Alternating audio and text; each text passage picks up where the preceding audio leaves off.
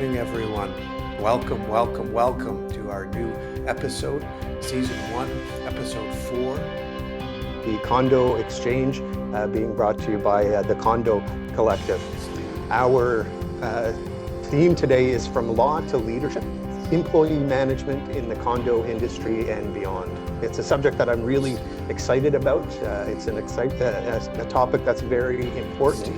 And I'm also very excited because we have two amazing guests with us today, Cheryll Wood from Davidson Houle Allen Condo Law and Susan Richards from Numbercrunch. So welcome to both of you. We're going to take a moment in a few minutes and talk to you both and find out a little bit more about you. Why are we talking about employment and employee-employer relationships? The team that supports the condo corporation can mean the success or the lack of success of the condo corporation. And the strength of the team often depends on the relationship between the employer and the employee. For example, condo corporation, superintendent, condo management firm, property management firm, condo property manager rather, HVAC mechanical contractor, technician. There are so many of those relationships that exist in our industry and in every business, in every company. If condo corporations and other employers do not meet their obligations and don't foster a good relationship with employees, it can have two significant negative impacts. The first one is that when it comes to employment, we're dealing with people's lives. So a huge impact can be made on the life of the employee. And conversely, on the life of the employer, if that relationship is not good. Secondly, there are negative consequences for condo corporations if that relationship is not managed properly. And when I say condo corporations, really we're talking about all businesses and all companies. What are some of those? Firstly, staffing issues. So if we don't have good relationships with employees, we run into serious staffing issues where we can't actually staff the positions that are needed in order to get the work done that we need to in our respective companies. A condo corporation or other business can run into legal issues, which can manifest themselves with respect to that relationship. And the reputation of the company can be at stake, where a company can, on one hand, develop a reputation for not being a good employer, not treating their employees well, not fostering good relationships in those areas. And as a result of that, the company gains a reputation for that, and again, finds it difficult to hire the people that they need. Conversely, a company can develop a really good reputation for being an excellent employer that fosters good relationships with their employees. And now they have a marketplace of potential employees that are scrambling to want to work with them. And of course, what an ideal situation that is. So we're going to talk about a number of issues today that relate to employer-employee relationships. We're going to touch on legal aspects, what an employer's responsibilities, obligations are under the Employment Standards Act and other legislation, but we're also going to talk about best practices. What are some things that work in terms of fostering a really good relationship between employers and employees? Let's take a moment to meet our fantastic panel of guests. So first of all, Cheryll Wood, welcome. We're so happy to have you here, Cheryll. Lawyer extraordinaire at Davidson Houle Allen Condo Law. Thanks for joining us today. So Cheryll, can you tell us a little bit about you? First of all, how long have you been practicing law? I've been practicing law, I'd say over 12 years. 12. So Are you good yet? Always learning. First dad joke of the day. All right. Practicing law, are you good? Okay. Anyway, I apologize for that. And I digress. So did you say 12 years? Yes. 12 years. Okay. So you've officially been a lawyer. You went to the bar 12 years ago. Yeah, about that. Over that, I'd say now. Wow. Yeah. 2012, I got called to the bar. So it's Time been a flies. while. Yeah. Do you remember when you started working with DHA? So Davidson Houle Allen became a boutique condo law firm in 2017. So I started the condo law group. We were at a different firm, and then we branched off into a boutique condo law firm. That's all we do now is condo law. And that was created in 2017 by Jim, Nancy, and Christy. Right. So is that when you came in? Because 12 years ago, that would make it right about then. Did you come in after that transition or before? So I was there right at the start. Okay. Yeah. Yeah. Because and prior to that, it was Nelligan, O'Brien, Payne, I think, and it was all Yes. kind of under the same umbrella there. So yeah. So I started at Nelligan's with the group, and then we moved over to our own. Right. Excellent. Yeah. Is there a particular aspect of condo law that you focus on, or is it kind of everything? With condo law, I think the great thing about condo law is you touch on everything, all different aspects. Anything that you see in society, you see in the condo law firm. My areas are typically compliance related, corporate governance. I do a lot of meetings, chairing meetings, human rights and employment law, which is why I think I'm here today. Exactly. Yeah, that's right. Yeah, and we've worked together on a few situations, some stickier situations with respect to employment. So yeah, well, very interesting. And again, we're super happy to have you and really looking forward to your comments on some of these issues, especially on the legal side of things, Employment Standards Act, and some of those obligations that employers have to meet. Susan Richards. Susan, I'm like thrilled to have you here. So I don't know if you know that or not, but I was really happy that you accepted. Susan is the CEO of numbercrunch, and also have your fingers in a few other pies. So maybe you can tell us a little bit about yourself, background, entrepreneur history, and a little bit about numbercrunch and some of the other things you have on the go. Absolutely. Well, I'm pleased as punch to be here as well. So numbercrunch, we've been around for 11 years now. We're like the finance function for growing startups. So startup to scale up. We do the bookkeeping, accurate reporting, and then put together KPI, so key performance indicators to help business owners make decisions, and forecasting to help with landing funding, non-dilutive funds, and investor-ready reporting. So all the things that you would need in order to grow a company over time, we do through a fractional subscription-based service. Prior to that, I was a corporate accountant. So I've always worked professionally for owner-managed businesses. And prior to that, I was that entrepreneurial kid. So I kind of consider myself half entrepreneur, half accountant. And that's, numbercrunch allowed both sides of that personality to come together. I also have a soft spot for the community. So everything I do is really for community impact. I've taken a role with respect to diversity, and SheBoot is one of those.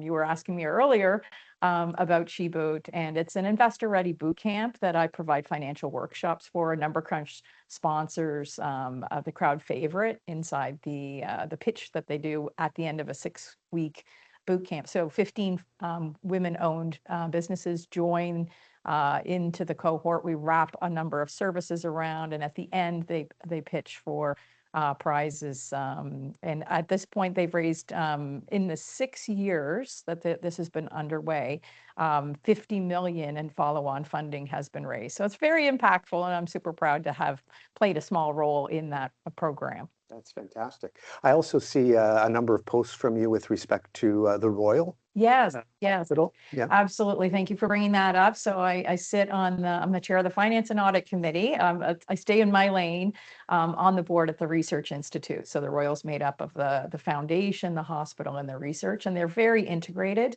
There's strong leadership there. So I really have come in. This is my 3rd year. I've been lucky enough to join at a time that's really pivotal for the organization. The latest and greatest there is there's going to be urgent care available for the community, which hasn't been around in 25 years. So when someone's having a mental health distress, they'll actually be able to go and access the Royal, whereas today it's by referral, which is just not ideal for accessing the care. So I'm very proud of that service as well. That's fantastic. No, that's great. And thanks for bringing up some of those community related involvements that you have. We connected with Options Housing fairly early on, which is a not-for-profit that is working really hard and doing great things to address homelessness in Ottawa. So we're really happy to kind of be connected with them and do a few fundraising events through the year. So yeah, so all of those community things are really important, and the mental health issues have become such a huge issue and in the workplace as well. Yeah. And something that, speaking of employers and employees, that employers really have to be conscious of, and making sure that they're meeting the needs of people with respect to mental health issues and so forth. So before we get into kind of some of the nuts and bolts, I have this little legal thing that I need to read here. Oh, I just dropped it off where did it go? Here it is. Okay, here we go. Do you have it, John? Johnny D, my man behind the scenes, Johnny D on the backbeat, he's going to pull it up. So it says that the information provided in this presentation is for general information purposes only and does not constitute legal advice. While every effort has been made to ensure the accuracy of the information presented, neither the presenters nor the hosting organization accept any responsibility for errors, omissions, or any consequences arising from reliance on the content discussed. Listeners and viewers are advised to seek appropriate legal or professional counsel regarding specific situations before acting on any of the information provided in this presentation. How was that? Was that okay? Does that cover things good enough? And you don't have to worry, because nothing you answer me constitutes legal advice. So It's not something that condo directors can rely on to resolve their liabilities under Section Right. 37 of the Act. there you go. To go out and get specific advice. That's it. So it has Cheryl's completely unofficial stamp of approval on there. Okay. Let's start talking about employment and employee-employer relationships. Thank you both, by the way, for sharing all of that information with us. I'm happy to learn about your background and know a bit more about you. So I think where we wanted to start was with respect to obligations that employers have. And what we talk about when we talk about the Employment Standards Act, the ESA, is sort of the minimum level, right? That's what the Employment Standards Act sets out. So it's probably good for employers not to look at that as something that they should be reaching for, right? That's not the intent. The intent is that that's the minimum, right? So that there is a minimum and that protection is in place for employees. So Cheryll, maybe you can speak a little bit to what some of those obligations are that employers have to meet, and we can start there.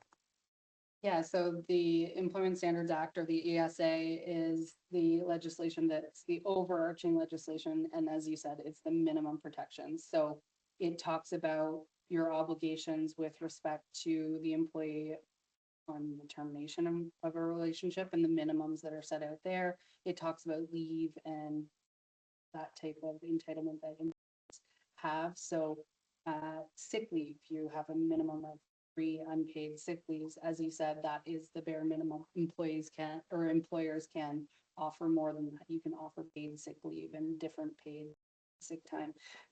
So it just governs what the employees or employers must do at a minimum. And then beyond that, the employment contract, which everyone should have for any of their employees, is what sets out what that individual relationship is and what those additional entitlements or whatever that the employer may feel is right in their workplace or their community. There's other legislation too that I would say that interplays with it. You have the Occupational Health and Safety Act that governs health and safety of employees and workers.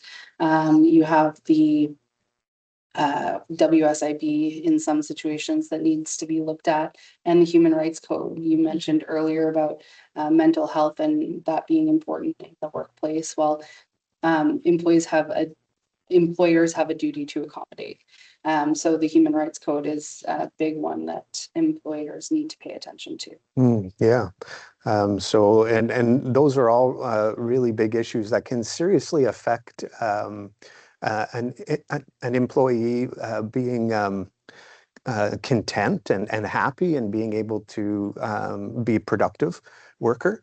But they can also be issues that affect the employer in a serious way if they're not handled properly. So we're going to come back to some of those points in a little bit and dig into them a little bit more. Susan, I wanted to ask you about workplace culture, about things related to building a good workplace culture and fostering good relationships with employees and employers. We understand that everybody comes to work for one reason, and that's to get paid, right? That's the reality. You know, it's nice to say, oh, I have a great workplace and I work with awesome people and I have such a good work environment where I am. But at the end of the day, you go there because you get a paycheck, right? You get money deposited in your account. That's why we all do it. But that said, so we assume that that's there. We know that that's going to be there. But how important do you think it is to create a positive work environment, one where people feel that their contributions are valued and feel where that everyone is respected and treated fairly? How important do you think that is? Well, I really think it's everything because, the reason organizations hire people is they need individuals that are helping them along the business journey.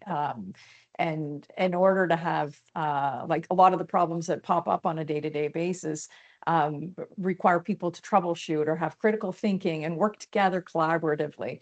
And a good team that works cohesively and trusts each other can really entertain any kind of challenge that comes their way. You can have faith as a leader, as knowing that your team can get through any unknown situation. And if they're dysfunctional, if you have people working against you and they're only there for the paycheck and it's a gimme and there's a values misalignment, you can't trust in that.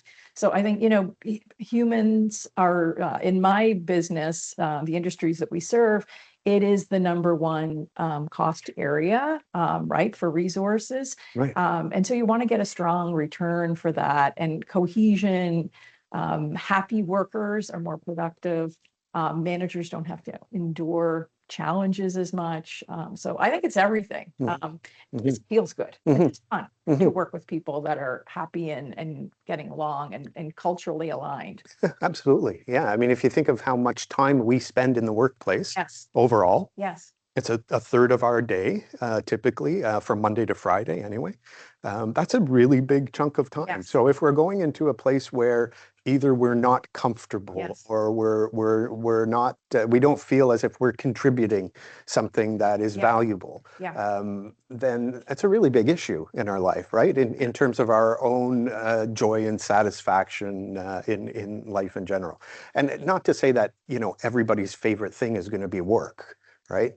I think most of us probably have things in our life, hopefully, that are not only more important than work, but that we enjoy more. But given the fact that we're spending, a third of our week doing that, it's sure nice to be able to go somewhere and be able to do that in an environment where you're happy and you're contributing well. Absolutely. And it's certainly, that third that you mentioned, that can seem a lot larger when it's not going well. When it's stressful at work, getting ready to go to the work can be an anxiety-driven time for people. And if it exhausts the individual because they don't feel that alignment, then they're exhausted when they get home. And so it really makes a difference in the quality of life of the team. Right. Depending on getting a mic check here. This is great. Yeah. We're going to turn it that way. Fabulous. There we go. Make sure we can hear what we're saying. Cheryl, yeah. Fabulous. Yeah. And you know what? Those are all important points and huge issues. So let's focus on that a little bit more and talk about what some of the things that you've done with numbercrunch, with other companies that you've been involved with, in order to try and create that environment and foster that good relationship between the employer and the employee. Share some thoughts here, and then I'll start by saying that we're a work in process. Like I feel like I'm always going to be challenged to try to continuously improve, but a couple of things that come to mind. are working with the employees to get their feedback on what is actually enjoyable to them. So as a person who's setting the structures and frameworks for the company, we might not necessarily have a pulse on what is meaningful to people without their input. So we do a lot of collaboration with the team to understand their feedback on what they find enjoyable. And for our business, we've taken 11 years and now discovered that our team are very crafty. They like to do puzzles and paint by numbers. And we have 2 recess breaks in the morning and the afternoon where they step away from their desk and a lot go and do these crafting things. And that just gives them a nice mental break, some camaraderie, and they go back to work in, because luckily enough, we have a team that really enjoys working too. But things like that.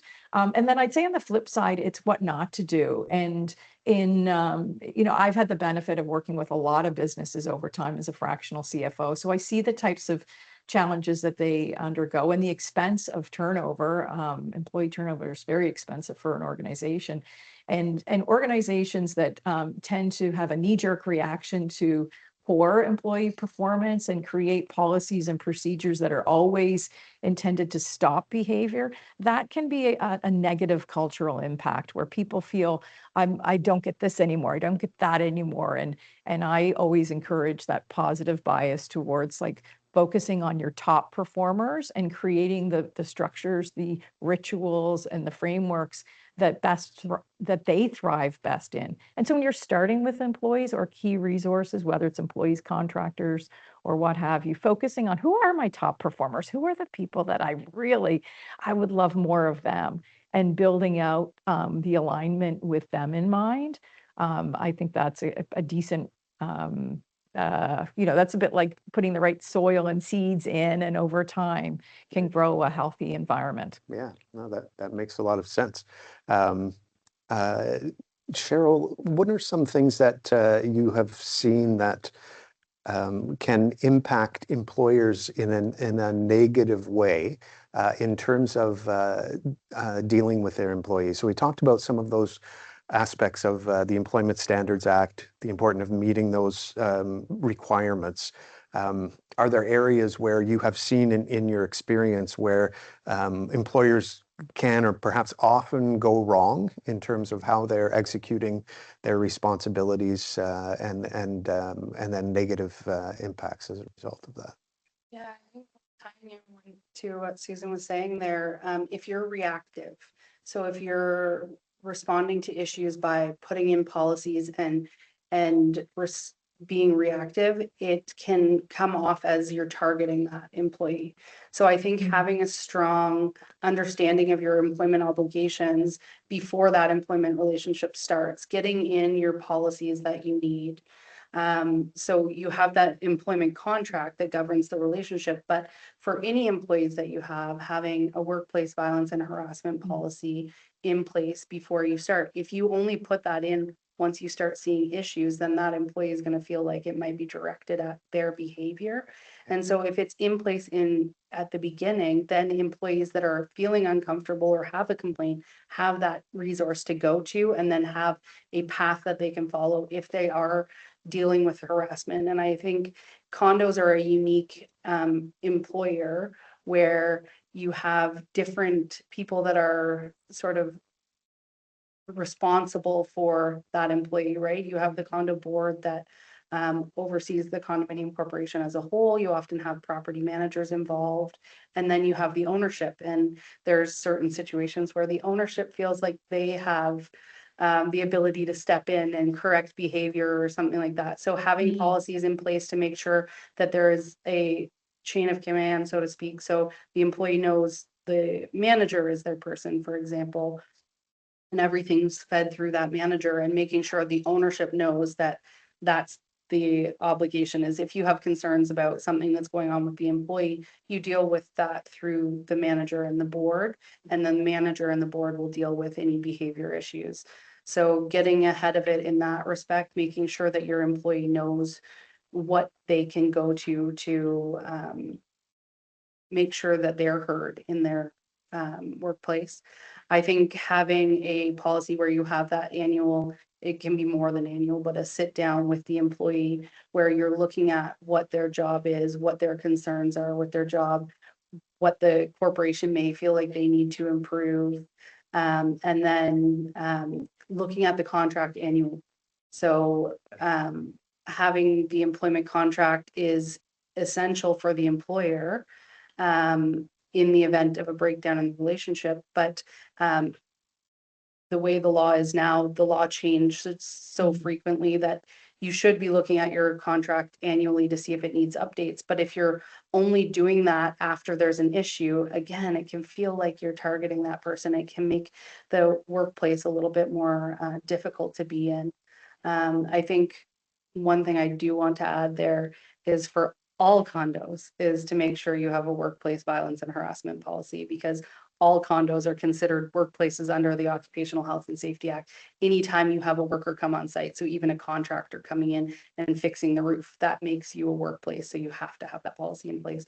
But other policies like a human rights policy. So if someone has a need to request accommodation, here's the policy that you look to and the process that you go through, the medical information you might need. So people are aware of these things at the beginning. Right.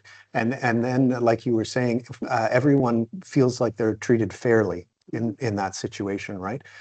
So it sounds like it is so important to be proactive rather than being reactive. Don't wait until there's an issue where someone feels like they're being harassed and then say, oh, we need a violence and harassment policy to address that. You're going to run into problems because now it's like you're putting it in place for that one situation.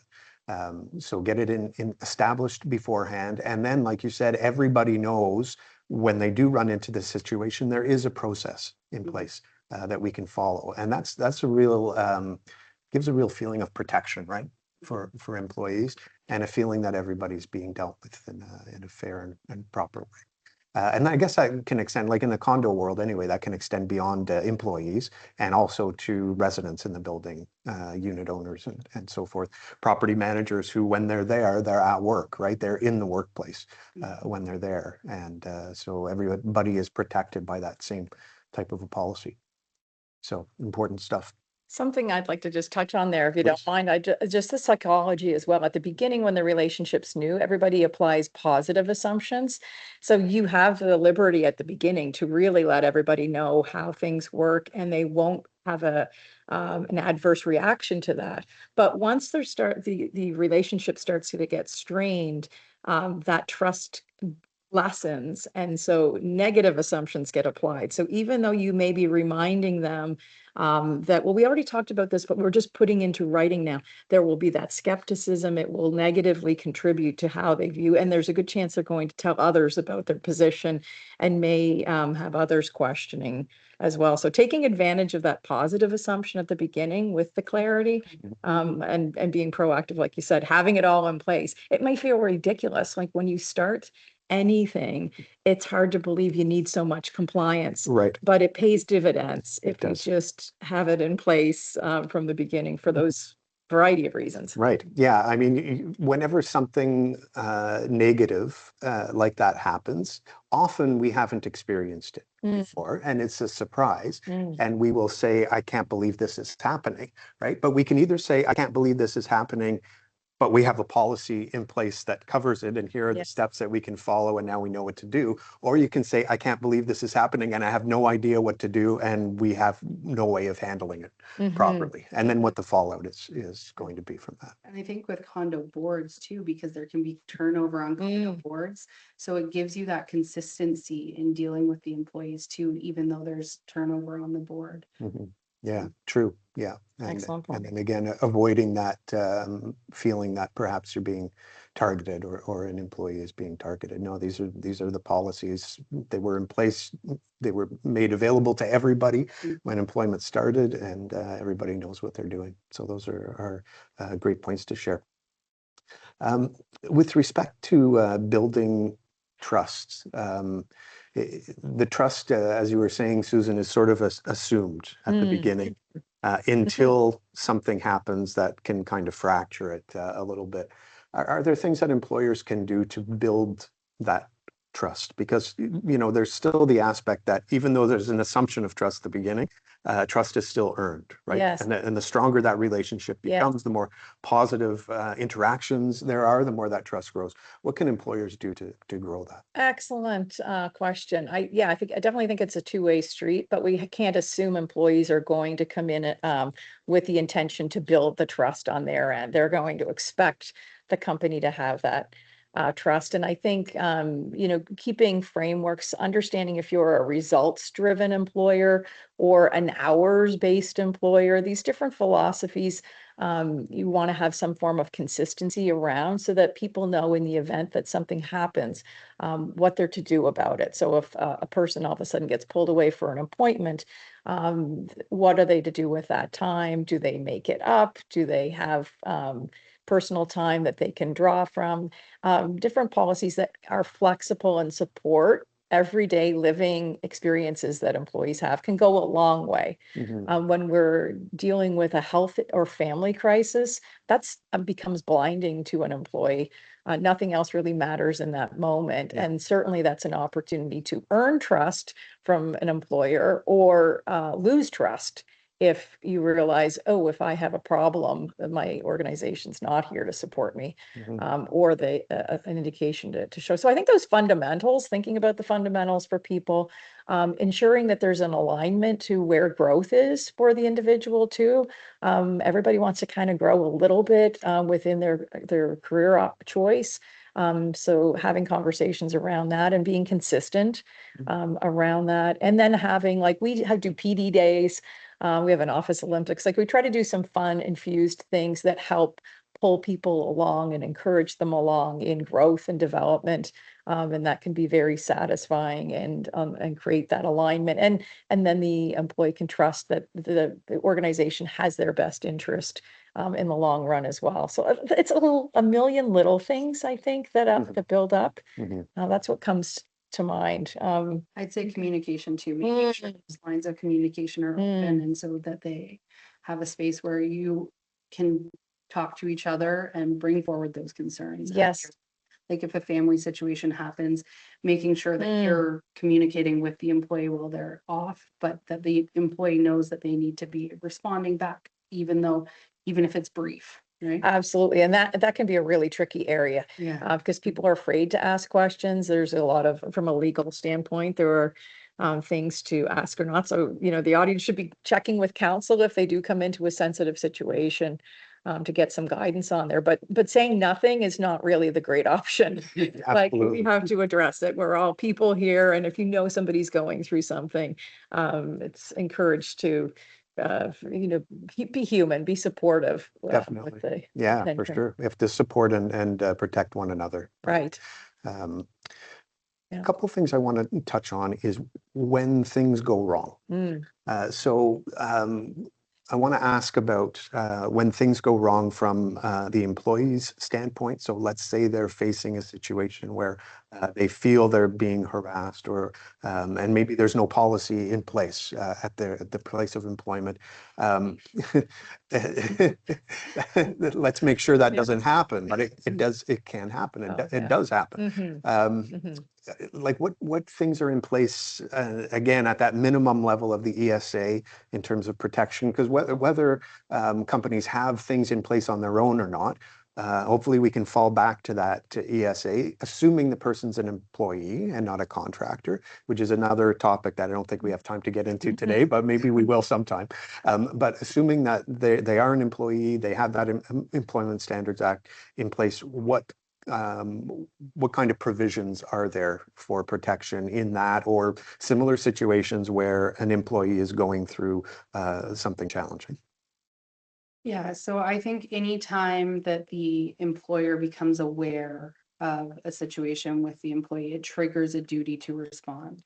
So if we're looking at a human rights issue, perhaps they've come to you and said, like, I'm just not feeling myself, something's not right, I need to take some me time for this. And instead of just being like, nope, or you can take your vacation or whatever, as you mentioned, often helps to get advice. But if there's no policy in place for a human rights policy where there's a process for requesting it, there's still, the employer still has those duties. Those duties are triggered. You have a duty to look into what the employee has raised, consider what your options are, and accommodate to the point of undue hardship within that. So you have to look at the Human Rights Code and your obligations under there, the Occupational Health and Safety Act, and your protections towards employees with respect to harassment.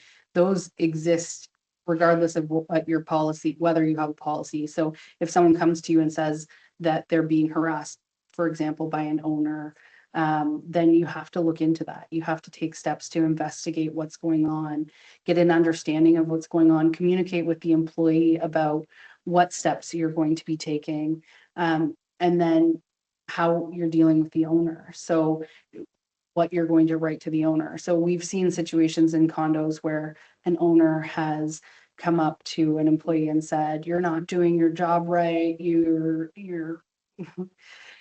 can't keep the floors clean. It's crap," anything like that, where, and very up in an employee's face. And so when the employee communicates that to you, policy or not, you have to look at it. Sometimes there's videos, sometimes there's evidence that you can look at to get a full sense of the situation, and then write to the employee, say, like, we understand this isn't acceptable. We're taking the following steps. Look to the owner and say, you are not to dialogue with this employee. If you have concerns, they need to be raised in a respectful manner, set out to the board, either through the board or the management. And this is the process of communication you need to go through. Hopefully that resolves it. But if not, then you have to look at more steps. What steps do you need to do to bring that owner's behavior into control and protect the employee? Right, right. Now, what if we have a situation where the bad behavior perhaps is attributed to the employee? So it's the other way around. So perhaps there's a productivity issue or performance issue with the employee. Perhaps there's other behavior that's just not conducive to creating a good work environment. Maybe there's a lot of absences that there shouldn't be, and other situations like that that are performance related. So what are the best steps for an employer to go through in those types of situations? And I'll throw that out to either of you. If you want to comment first on it. Go ahead. Okay, well, I was just thinking that, it doesn't always look like you think it's going to look. So people don't always come forward with the information. There may be adverse behavior, and over time you realize something's going on here. I don't know what it is. So that's often a situation where you just have to keep your eyes open for what's really going on. Also looking at the history of the employee. So if you've had 4 good years of employment from this individual, their great attitude, spirit, collaborative, good attendance, all those things, and something has shifted in the last quarter or two, there's a moment there to reflect, to see if there's something perhaps underlying, because not all employees will come forward and disclose a harassment situation that it might be new to them. They don't necessarily know. So that's part of that duty to, you'll have to help me with the legalities of it, but I certainly know that we're not, taking the position that, well, they didn't tell me, isn't really defensible. If you know that there's something up, there's a conversation to be had. That's the area that came to me, because it looks messy a lot of times. A bad behavior on somebody else's part can result in an employee having bad behavior that's stemming from it. And so it's easy for a business owner to perhaps place blame on that employee and miss what the underlying issue that may be going on. And what a great approach in terms of having a positive resolution. Just having that conversation where it's being approached from a positive standpoint. I wanted to check in with you to see if everything's okay, right? So we're not saying, hey, here are the performance issues and you didn't do this and you're not doing that. It's, I want to check in to see if everything's okay. Oftentimes there is an issue that's unknown to the employer, and oftentimes it's a personal issue, right? Which, again, not trying to force anybody to disclose any personal information, but at the same time, maybe it's something they do want to talk about. It is impacting their job. Yeah. And maybe there's something there that the employer can do to help. So that's a great way approaching it from that positive standpoint. I think even there, sorry, even at that time, having that sit down meeting and dialoguing, I still think you need to address why you are concerned and what the performance issues are, and say, like, we're here to try and resolve this. So if it's a performance-based issue, and again, depending, there's no one size fits all approach. It can be a variety of different reasons that you have to have the sit down, but having that sit down, having the conversation, expressing what your concerns are, also documenting that as an employer when you're dealing with performance issues, writing those down, making sure that there's documentation on the file about the steps that you're taking to look at and resolve the behavior. Because if you get to a point where, I think you used the word offload during our pre-conversation. Offboarding, yes. So if you get to the point where the relationship, the employee-employer relationship can't survive and needs to be terminated, having that documentation is going to be supporting you in the decisions that you make. Yeah. And that it's, I think, part of the wording there too was that maybe it's not a great fit anymore. Maybe it was at one point in time, but it's not a great fit now. And that might be the case for both parties, that it's so, maybe it's time to find a better fit for both parties involved. Those can be tricky situations. They are tricky situations to navigate, but they can be tricky situations for boards to navigate. And I think it shows the importance of property management really being involved, really being responsible for the management of the employee, because you do need someone who is aware enough of those issues, aware of the legalities, aware of what happens if those situations aren't handled properly, and also able to recommend to the board, you know what, it's time that we talk to legal counsel now, just to make sure we're taking the proper steps, documenting things in the right way, making sure our ducks are in the row. Yeah. It does come to a point sometimes, and I always like to say this almost about any situation, why something's happening is important to resolve it, right? You'll never resolve it unless you understand why. But there almost always comes a point where why doesn't matter anymore, right? And so in an employee relationship like that, and the behavior's not good, and it's just not working for the corporation, and the work's not getting done, or there's other behavior that's damaging, we want to talk about why. Let's try and resolve it. But at a certain point in time, why doesn't matter anymore. A change has to be made, because the board of directors and the property manager must act in the best interests of the condo corporation. The owner of the company, the manager, must act in the best interests of the company, but also the rest of the employees who are probably being negatively affected by that particular situation. Right? Yeah, there's sometimes where the why doesn't matter at all. Like if there's a situation of abuse or something like where that, it's extreme, the behavior is extreme. Way. As you mentioned, the board has competing duties to the protection of the residents as a whole too. So there's definitely situations where there's not time for a conversation, that you just have to take the action. Right. So for employers, if that's the road that the gate to that road has to be open, we have to start walking down it as employers, making sure everything is documented and that the proper steps are taken. Again, we come back to a policy with respect to that, right? Because typically there are stages. There is a verbal conversation or warning, perhaps, that is kind of step one. And then where does it often escalate after that, Cheryl? Yeah, so focusing on performance, they're not doing their jobs, having a conversation, giving them a warning, you need to pull up your socks, we need to see the following.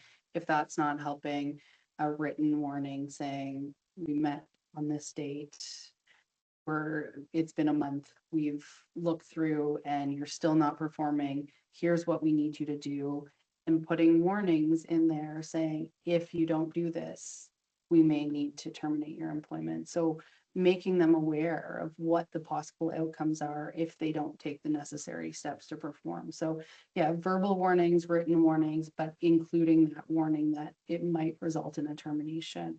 and then making that decision. If it's still not going, then you have to look what your contract says and how that will impact your termination.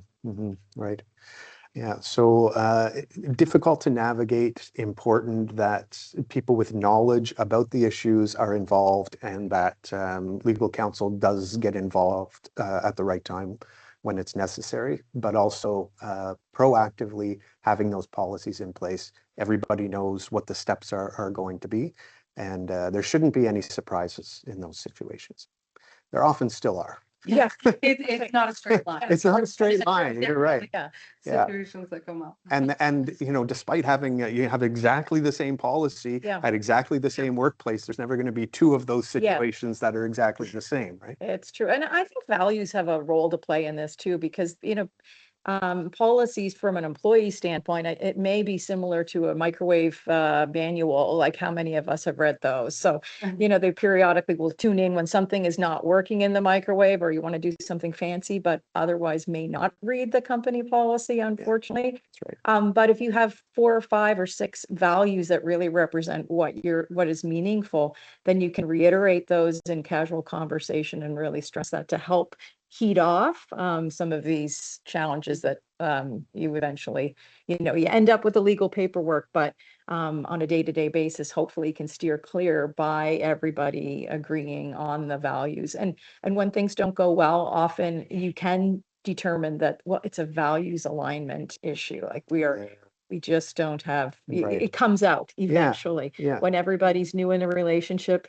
you're doing the best, you're giving the best of each other, a bit of a dating type thing. And over time, you can see both from the like the leadership of the corporation and from the employee side are we dancing the same dance here? Absolutely. So yeah, I mean, it's so true. It's easy to see hard skills and those kind of qualities very quickly and even upfront, right? An employee who's coming into a new employment relationship can see quite quickly what the company is, what they do, and what my role in terms of tasks on a daily basis is going to be. And the employer similarly can see what are the qualities that the skill set that this employee brings to the table. They know how to do this, they have experience in this area, whatever it is. But values, that's a very different thing. That takes more time to kind of suss each other out and see if those are aligned or not. Sometimes they end up not being. Yeah. And then conflicts created right away, right? As soon as that happens. And I think when you talk about a diverse community too, we live in a diverse community, and our workforce is often reflective of that. And as people come together from different cultural backgrounds, they will have a difference naturally of values that may be, require additional conversation. Even things as simple as honesty. Honesty is not necessarily something that's heralded in all cultural backgrounds. Right. And, we have a tendency to judge that as right or wrong. It doesn't need to be a right or wrong. It's just like an understanding of, and when I say the honesty, just for expanding that, some people will hide truth behind honesty in a really harsh way, and other people will not be honest for fear of ever hurting someone's feelings or being disrespectful. And so those kind of nuances can create these issues that end up being, in a business like ours, being fully transparent and communicating with clients is really important. And if people are masking that in order to be respectful, that could not be helpful perhaps to the employment. So it's not necessarily right and wrong. I just want to add that color in there that right. That's a beautiful segue into another topic that I wanted to talk about, and that is diversity in the workforce in terms of generations. We have a really wide range of generations and therefore ages in the workforce right now. It's a wonderful thing in many ways because that brings in different perspectives, it brings in different backgrounds and experiences and knowledge bases and so forth. It's also very challenging because different generations, and I'm going to paint this with a very wide brush. Obviously, everybody's different. People are different. You know, there are a lot of younger people who are old souls, so to speak, and values and so forth represent that. But painting with a very wide brush. You know, you can go from one end of the workforce, baby boomers who are still in the workforce and have so much experience, and now we're exiting the workforce very, very quickly en masse, and there's this void of experience that's there now. At the other end, at the other extreme end, not just Gen Z. I think we're past Gen Z and whatever. Anybody know what the newest generation that would be in the workforce? I mean, I don't know why did we start with X? I know. Why could we not? Who needs C? Yeah, why didn't we start with A? Like we have 3 generations. We're at the end of the alphabet now. We're going into double A's now, I guess, where we are. But like it creates a lot of challenges, right, in the workforce, where employers really need to be conscious of being able to give all employees throughout that diverse range what they need as an employee. And it's very different what a baby boomer needs from their employer from what a Gen X needs from their employer from what a Gen Z needs from their employer. Do you want to speak to that issue a little bit, Cheryl, as well? I'll throw it out to both of you, but I love this category because I think we're really lucky to be able to yield from all the generations. But I think that comes with a sense of responsibility too, to think about the different requirements. So I think to a degree we've thought about parenting, especially post like COVID created this flexibility for parents that didn't quite exist before.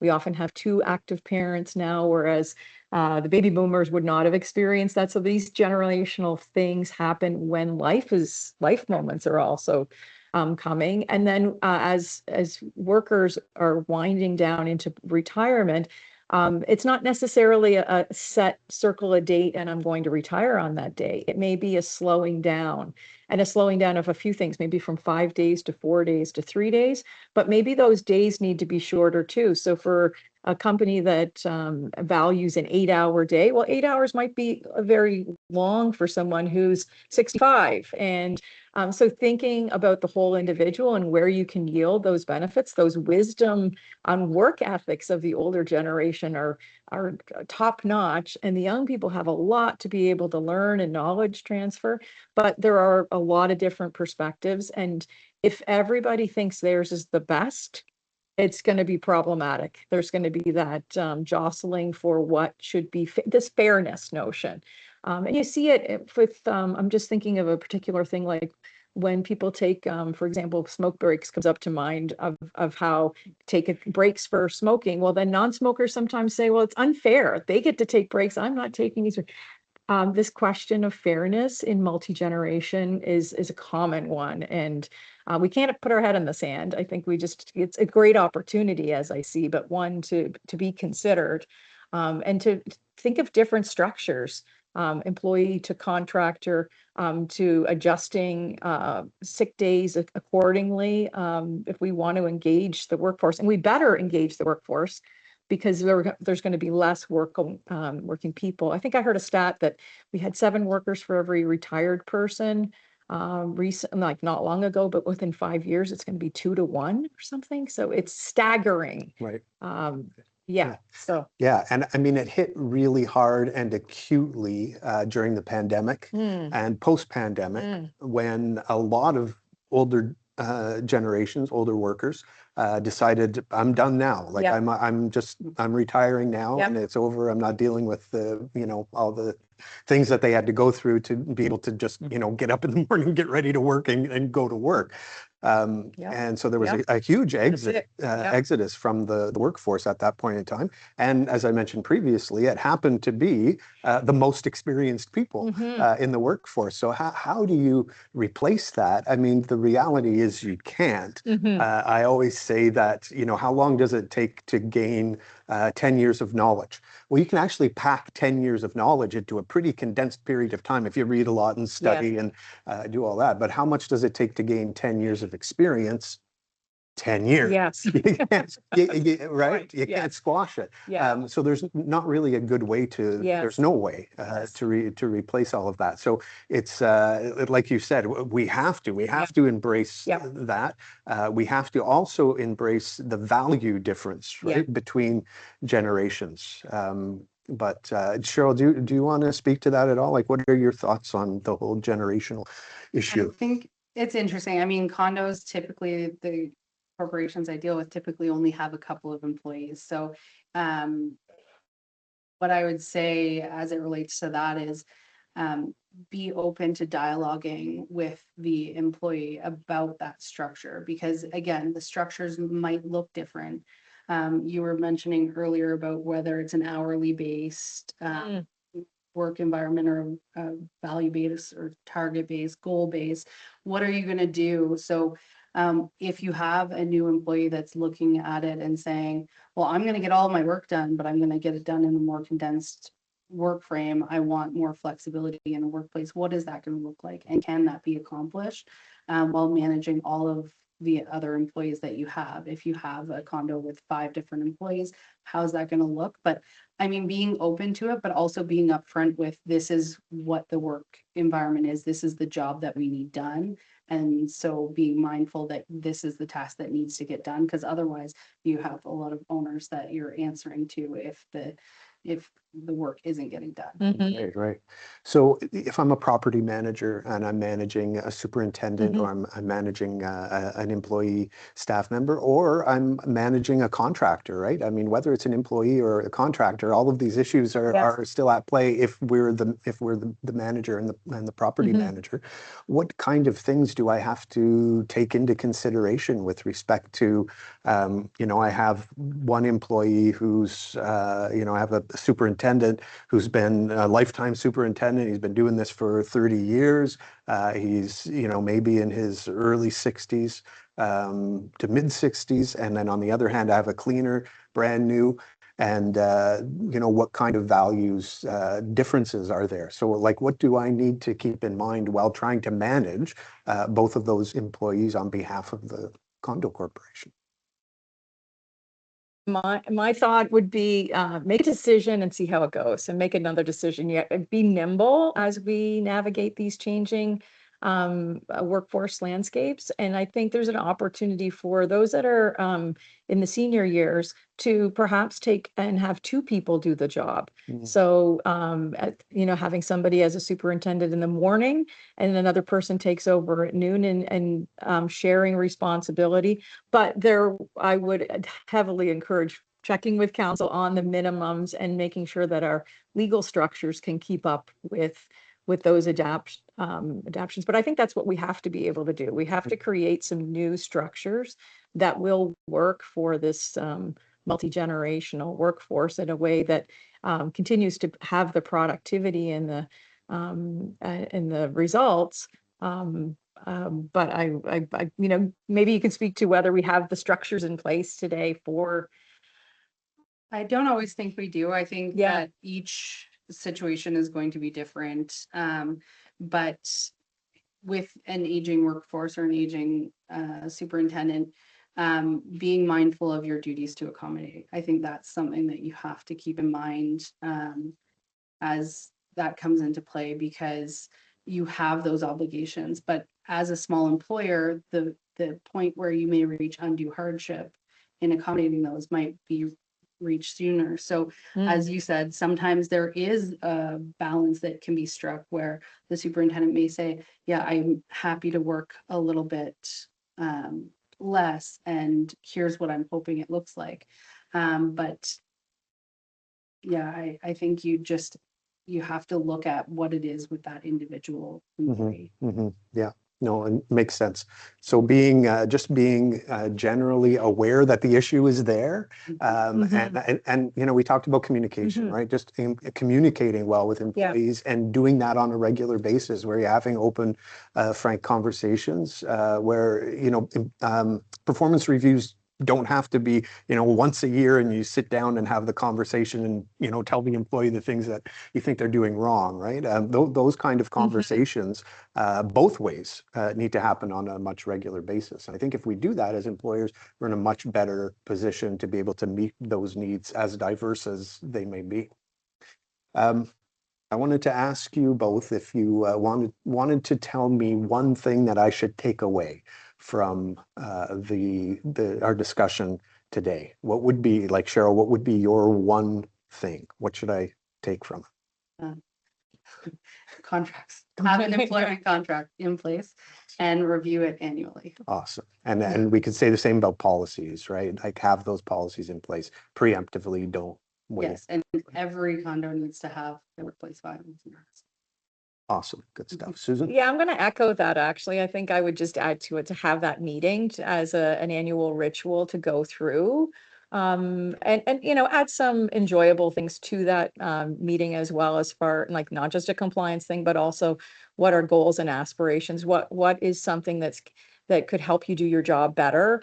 And what's one thing that you'd like to do from a growth perspective, to sprinkle that in, and then you make your whole annual process something that both functions well to support the organization in a down in the dark days, and Right. and also improves your odds for more promising blue skies ahead. Right. Yeah, I think it makes the focus on the employee as well, not just on the employer. So make the Right. employee's values in is a good idea. Good That's point. right. Good point. And those are the two things to mesh, right? And Yes. that's where the challenge comes, is that we're running a business. We need to be profitable. We need to be focused on profitability and all of those things. At the same time, we're people. We're all people. There's a huge human aspect of this that we have to deal with, and that can't be overlooked. So both of those things have to be meshed. It's challenging, but it's not impossible. So we can put into practice some of the suggestions that you've both made, and hopefully we'll be able to do that successfully. We're wrapping up. We want to take a moment to mention, know if I told you, but we have sponsors now. Right, which is really exciting for us. So here are our sponsors. We have two sponsors for today. The first sponsor, because we're talking about employment issues, our first sponsor is social insurance numbers. Social insurance numbers. Get your identity stolen with social insurance numbers. But we have another one. That's not the only one. Our second sponsor is work from home. Work from home. Am I wearing pants? It's your guess with work from home. Those are our two sponsors. They're terrible sponsors, and I never get my money. Like we're just the money never comes. They show up everywhere. They show up everywhere. I want to thank both of you so much.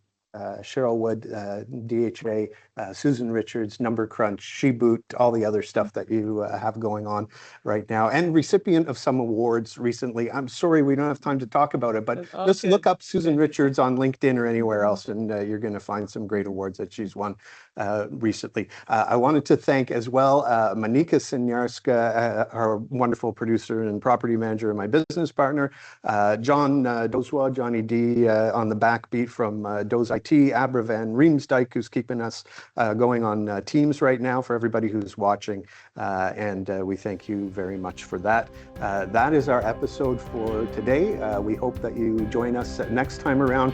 We're probably going to be talking about reserve fund projects and funding those reserve fund projects. Huge issue. We want to talk about that as we head into the winter, because those need to be start planning now for those.